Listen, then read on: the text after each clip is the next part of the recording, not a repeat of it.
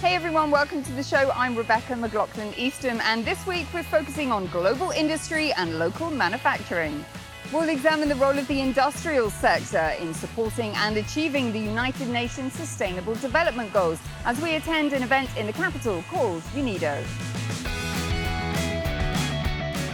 A little bit later on, we'll focus on the ceramics sector and visit a company in the Emirate of Ras Al Khaimah that went into business around 30 years ago to become a global contender. But first, every 2 years, the top policy-making body of the United Nations Industrial Development Organization gets together for their General Conference. And for the very first time, it's being held right here in the Middle East. The 18th session of UNIDO's General Conference gathered experts under the theme of Industry 2030, Innovate, Connect and Transform Our Future. The conference focused on how best to harness new technologies and the fourth industrial revolution to further global industry. And an agreement called the Abu Dhabi Declaration saw UNIDO's member states call upon global private sectors to form a coalition to advance sustainable industrial development and share a vision for global prosperity.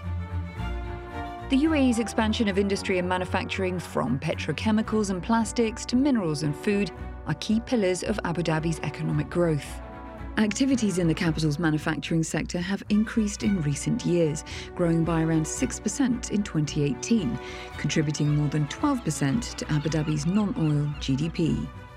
At UNIDO, Inspire took the domestic and global view on trade from the Union of Arab Chambers of Commerce, Industry and Agriculture. Dr. Khalid, a very warm welcome to Inspire Middle East. Thank you. This is the first time that the UNIDO General Conference has been held here in the Arab world, the first time in the Middle East. Why is that significant and why now?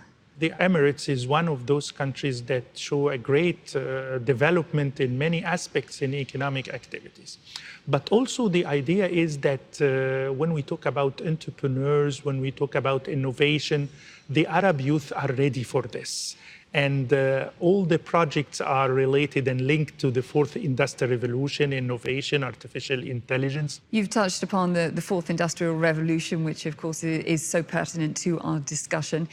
It's been an incredible 5 years if we look back down the line in technology terms, but looking ahead as we work towards the 2030 strategy deadline for UNIDO, what do you foresee on the horizon? So what I believe in is that we have to get ready for the 5.0. The fourth industrial revolution is now becoming a little bit old. So the new thing here is that the engagement of the human and the human touch in the future technology. Looking at the bigger picture, talk to me about the trade tensions, the trade wars that's going on between China and the US. Does this present an opportunity rather than a threat for specifically Arab countries? There are some opportunities for the Arab countries from this war. I think for the importing countries in the Arab world, they might benefit from having a little bit less costly imported products. But also, strategically, those countries are going to search for partners, strategic partners, not just for trade, exports or imports. The idea is strategic alliance. When we look at the Silk Road and the Belt, most of the Arab countries can contribute and consider themselves a gateway also to other countries in Africa.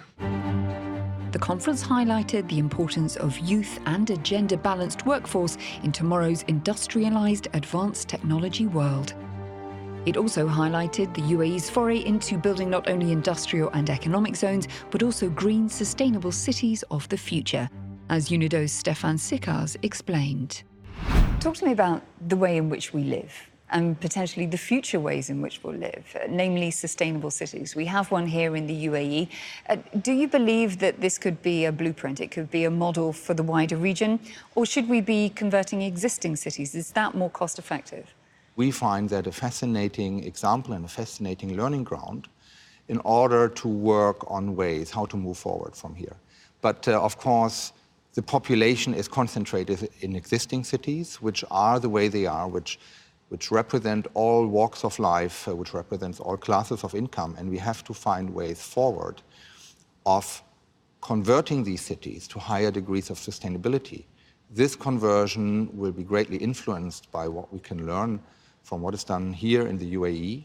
But this will not be the blueprint for everything because cities are existing, the population is there, and the issues related to that in terms of sustainability, environmental sustainability, have to be resolved in those cities existing, which therefore will be informed of the results here.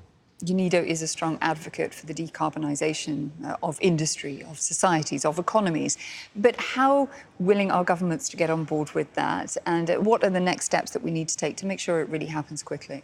There are, of course, always concerns whether this is something that for the economic cause of the country is the most meaningful way forward. If you go deeper into the subject, then you start realizing that decarbonisation is essentially centralizing to a large degree about efficiency measures one way or the other, not necessarily in a company, but in society. And if you introduce these efficiency measures, you are essentially saving value which creates jobs elsewhere. And our role in UNIDO is actually to bring this out, the parallel growth of more environmental sustainability and more economic competitiveness. Stefan, it's been a pleasure. Thank you for talking to me today. It was a pleasure for me too. Thank you very much for having me. With the 5-day UNIDO conference having wrapped up in the capital, experts will now look on with interest in the years ahead to see how the UAE fulfills not only its sustainable living strategies, but also its industry and manufacturing ambitions. When you think of ceramics, pottery, wheels and porcelain might spring to mind, but the industry is so much bigger than that. As Inspire's reporter Salim Essaid discovered as he ventured to the Al Hajja mountain range in Ras Al Khaimah. Harnessing the power of raw materials to create something better is what the ceramics industry is all about. Molding natural minerals such as clay, feldspar and silica to make durable tiles has built more than half of a nearly $230 billion global industry, according to Grandview Research. One market catalyst is construction, requiring layer after layer of ceramic floors, walls and installments like sinks and baths, especially in countries like China and India, which alone account for more than half of the world's ceramic tile production, with Iran, Turkey and Egypt among the top 10 producers. And the largest importer of ceramic tiles being the US, followed by Iraq, then Saudi Arabia. One of the top 5 tile-producing companies worldwide is based in the UAE Emirate of Ras Al Khaimah. Surrounded by red clay mountains, RAK Ceramics, founded in 1989, today creates more than 100 million square meters of tile and millions of sanitary and tableware products, exporting to more than 150 countries from their 21 factories in the UAE, India and Bangladesh. Their tiles can be seen in iconic buildings like Dubai's Burj Khalifa and the UK's Wembley Stadium. Walking me through their showroom, CEO Abdullah Mas'ad explained how while functional tiles paved the way, customized ceramics are what consumers want today. I started working in this industry since 1991.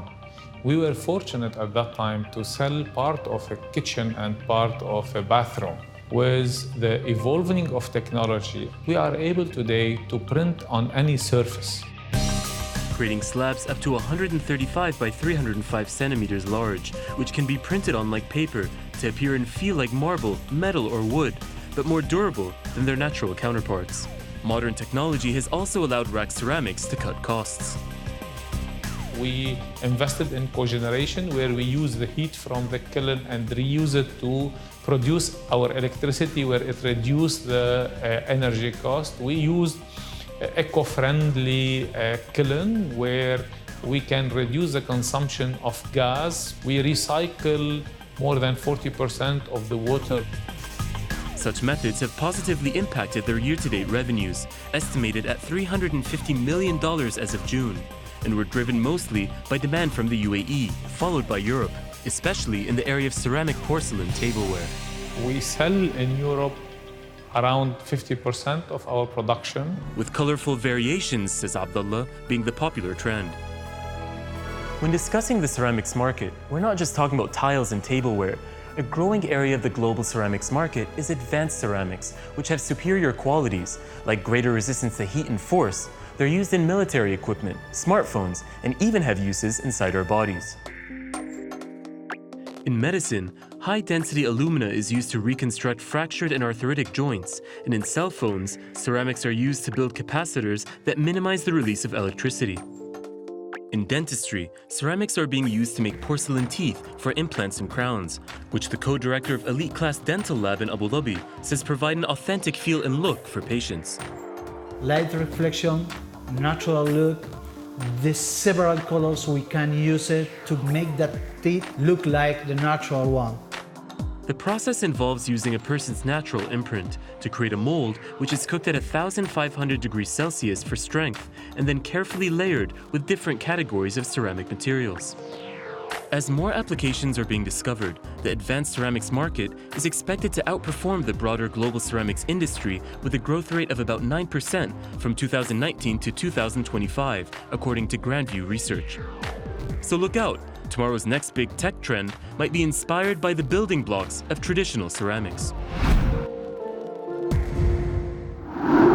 Well, that is a wrap of our show. We hope you enjoyed it, and do catch all of our programs online at Euronews.com. Before I say goodbye, here are some Instagrammers that caught our attention this week. UNIDO Goodwill Ambassador Veronica expressed her happiness in attending the General Conference in Abu Dhabi. Also at the event, a UAE company exhibited a traffic bot which responds to human gestures. And Elena from the UK added a touch of glamour to her bathroom with tiles from Ras Al Khaimah.